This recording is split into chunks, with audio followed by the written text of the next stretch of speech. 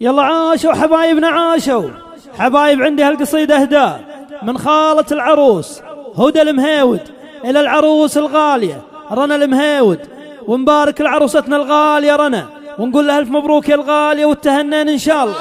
سلام عليك يا حبيب الله محمد. عروسنا نكتب لها الأشعار فيها الحلاوة الزنجاسية، أجمل عروسة مثلها ما صار في فرحها الليلة نهنيها.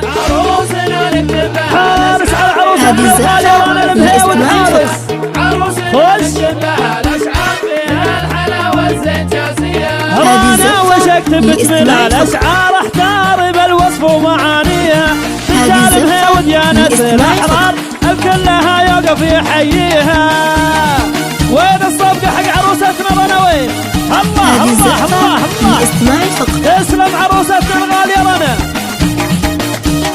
عروسنا نكتب لها الأشعار فيها الحلاوة الزنجاسية، أحلى المدايح في رنا تنقال بنت المهيود من يماريها. لأم العروسة والقصيد نشان وبغازي كل يفتخر فيها. تسلم وغازي والعروس تسلم حارس.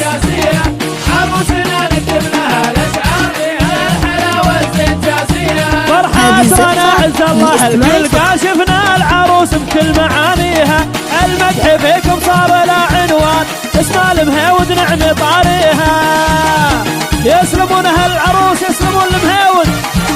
هذا هو الأشعار فيها الحلاوة الزنجاسية، حصنت جبايات والأذكار ربي من العيون يحميها. حصنت جبايات والأذكار ربي من العيون يحميها. العب العب العب الحلاوة الزنجاسية، عروسنا نكتب لها الأشعار فيها الحلاوة الزنجاسية. الله الله الله الله فيها الحلاوة زنجاسيها. حارس على عروستنا رنا المهيود حارس.